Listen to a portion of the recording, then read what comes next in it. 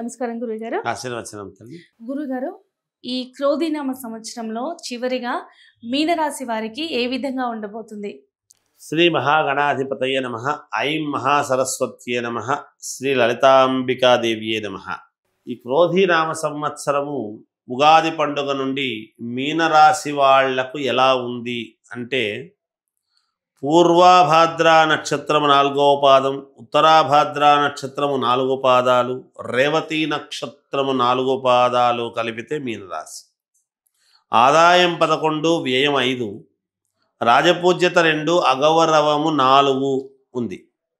ఆదాయ వ్యయాల వరకు పర్వాలేదు, అన్నీ శుభ ఫలితాలుగానే ఉన్నాయి వీళ్లకు. అంటే ఏలినాటి శని ప్రభావము, రాహువు యొక్క ఇది ఉండినా కూడా కొన్ని శుభ ఫలితాలుగానే ఉన్నాయి. మిగతా గ్రహాలన్నీ కూడా కొంచెం అనుకూలవంతముగానే ఉన్నాయి.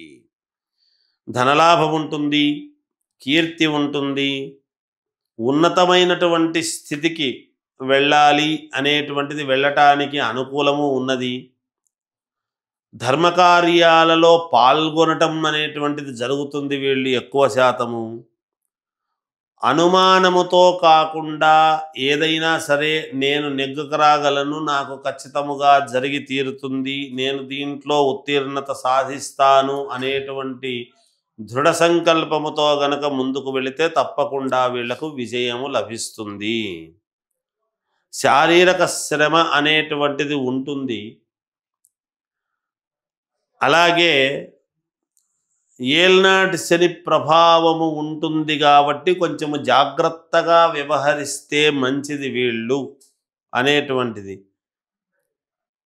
కొంతవరకు కొన్ని ఉపయోగాలు జరిగేదానికి వచ్చి చేతి దగ్గర వరకు వచ్చినా అనాలోచితమైనటువంటి నిర్ణయాల వల్ల కొన్ని పోగొట్టుకునేటువంటి అవకాశము కూడా ఉన్నది. కాబట్టే జాగ్రత్త వహించాలి అనేటువంటిది తెలియజేయటం. కొన్ని విషయాలలో చిన్నపాటి ఇబ్బందులు ఉండినా దాన్ని దాటి మెరుగుపరుచుకునేటువంటి విధానంగానే ఉంటుంది వీళ్లకు.